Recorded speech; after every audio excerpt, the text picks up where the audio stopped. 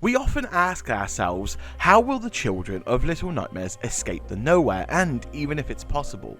Well, thanks to the Sound of Nightmares, we know that children escaping can be achieved. But while this is great news for the children, we don't ask ourselves enough, what if the residents can escape from the nowhere also? Hello everyone and welcome to another Little Nightmares theory video. For those of you that don't know, my name is Itsjustjord, and today I will be theorizing about the possibility that the residents from the nowhere can escape into the normal world of Little Nightmares. So if you enjoy Little Nightmares videos and theories and would like more of them, make sure you hit subscribe, as it's the best way to support me and the channel and the content that I can in turn focus working on for the future. And yes, to my returning subscribers, I'm so sorry for the lack of uploads lately. I do apologise massively.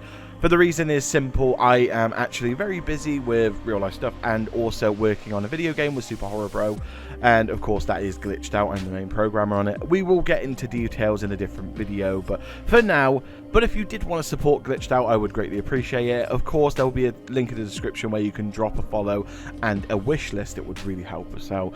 Anyway, shameless self-promotion. I actually think double self-promotion. Let's get into this Little Nightmares theory video. So, of course, recently, thanks to the Sounds of Nightmares, we now know that the children can and have tried escaping the nowhere before. And thus, in turns, it helps us better understand the nowhere and its restrictions, in how the ferryman plays a role in all of it. But what if I told you that not only can the children escape from the nowhere unassisted from the ferryman, but the residents can too? Who's to say that the residents are bound to the nowhere in perpetuity? This is why I think we should take another look at the 2017 comics, and in particular for this part of the video, issue 1. Looking at the comics from this position, we can begin to see an interesting story play out alongside that was already proposed to us. Whereas before we assumed that the old comics were being shown somewhere within the nowhere. But with that in mind, let's draw our attention once again to the story of the Tale of the North Wind. Now, the North Wind is a very interesting topic. There's lots to go through. There's lots of hints at the North Wind in Little Nightmares 2 and Little Nightmares 1. So again, if you want to see that video, let me know in the comments below. In the Tale of the North Wind, it's told that charms are used to protect these children from birth, almost like a way to warn off bad spirits or things that don't belong in this world. And we actually get a little glimpse of this in Little Nightmares 3.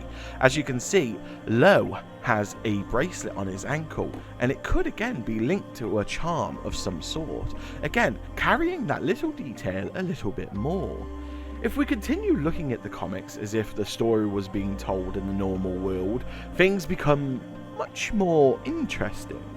Perhaps when the comics spoke of "so the children ran, the North Wind forever at their heels," actually meant that while the children, or the child in this instance, escaped the nowhere, the North Wind had the ability to keep pursuing that child into the real world.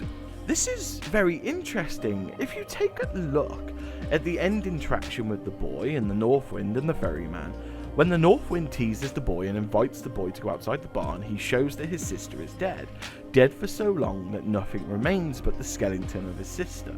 To which the child asks when, and the North Wind responds, "Your sister has been mine for a long time now." And then of course the ferryman reveals his true self and offers his hand to the boy, and the boy takes the offer, as the ferryman is offering him a safe place to go to.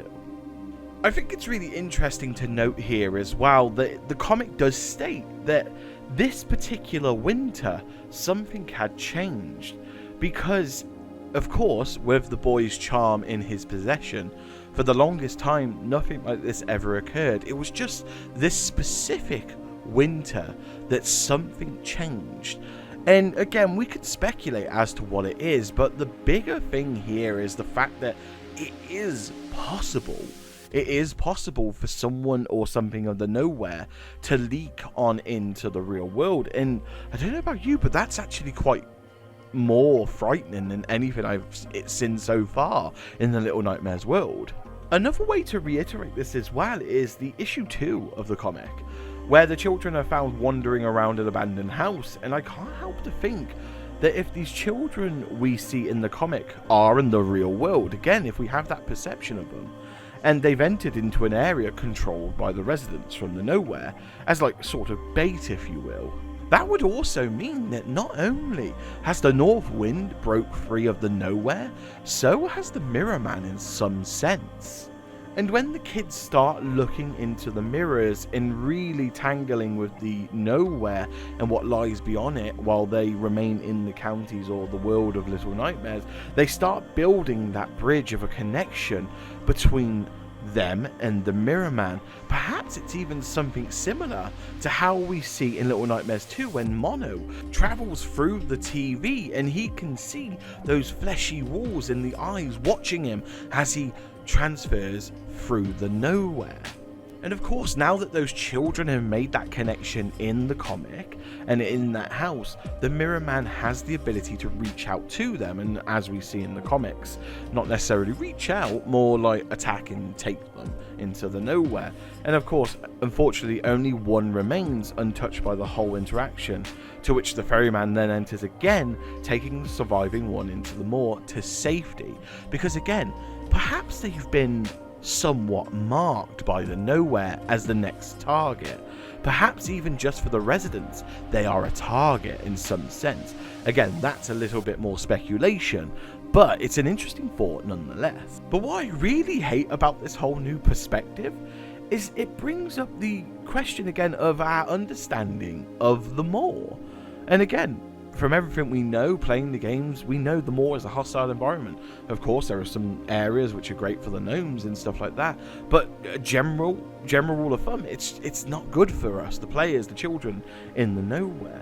But everywhere that we see any external sort of material for Little Nightmares, the moor again is described as a safe place.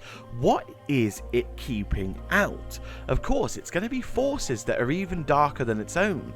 So again, I wonder if Little Nightmares 3 is really going to tackle into those extra enemies that are lying out there in the nowhere, the ones that we did see in the comics in the 2017 versions.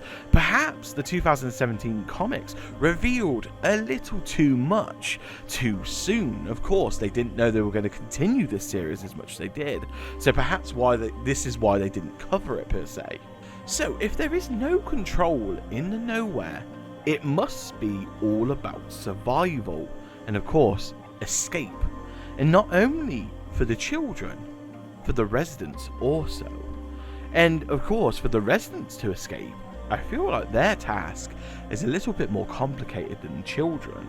Perhaps there is some very twisted way that they can beat their demons inside the nowhere, to which of course the Ferryman probably knows this and has some sort of inkling of how this works, because as we know since the Sound of Nightmares, the Ferryman is a very cryptic person or thing, and he talks a lot in riddles, but they do end up making sense. With all this, I really do think the Ferryman is going to play a massive role in the games to come. While I do think the Ferryman is there to take the children to the moor or to what he believes is some kind of safety, if you will, I think the Ferryman is also there to keep in check of the residents too. And I do think that perhaps in Little Nightmares 3 we're going to get a taste of the Ferryman's activities and what he really influences. So what do you think? Let me know in the comments below, and while you're down there, hit subscribe if you love those Little Nightmares theory videos, because I certainly enjoy making them.